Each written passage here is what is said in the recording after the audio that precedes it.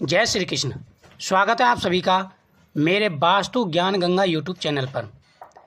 दोस्तों, भगवान श्री कृष्ण कहते हैं, ऐसा दान करने वाला मनुष्य महापापी होता है। यानी दान भी कई प्रकार के होते हैं। जो व्यक्ति दान करता है उनको कुछ बातों का विशेष रूप से ध्यान रखना चाहिए। अगर इन बातों का ध्यान नहीं रखते और दान करते हैं तो निश्चिंत रूप से आपका किया गया दान निष्फल हो जाता है और आपको महान कष्ट भोगना पड़ सकता है। इसलिए जब भी दान करें तो दान के कुछ नियमों का ध्यान रखें।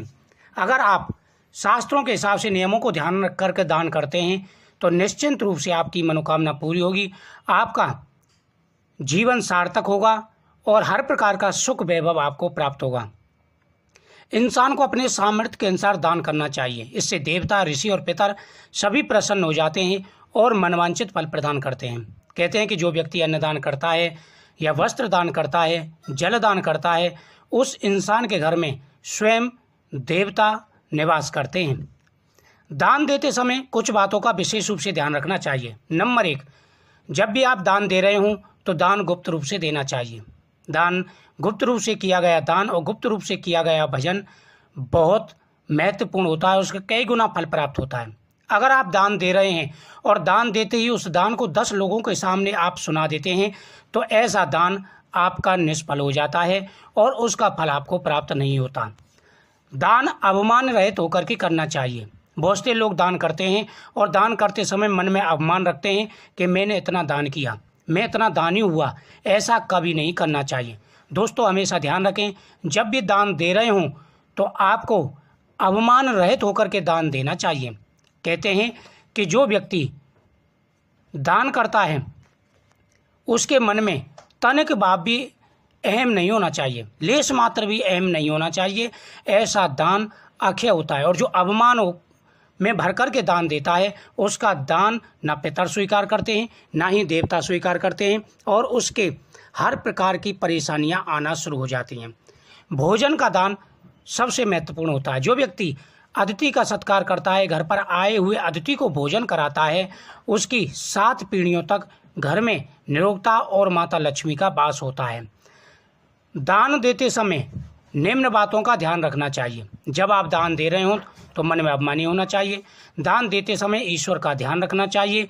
दान देते समय उसका फल भगवान को अर्पण कर देना चाहिए। पितरों का आशीर्वाद लेते हुए उनको नमस्कार करना चाहिए। ऐसा दान देना बहुत ही महत्वपूर्ण माना जाता है। कहते हैं अन्नदान, कन्यादान ये बहुत ही बड़े दान होते हैं, लेकिन आप दान छोटे से छोटा भी कर रहे हों तो निष्काम भाव से दान करिए। निष्काम भाव से किया गया दान बहुत महत्वपूर्ण होता है। दोस्तों, पाप से चुराया हुआ धन जो व्यक्ति अर्जित करता है उसके घर में अनेकों प्रकार की दुख आते हैं, दरिद्रता आती है। किसी की आत्मा को दुखाया हुआ धन लेते हैं।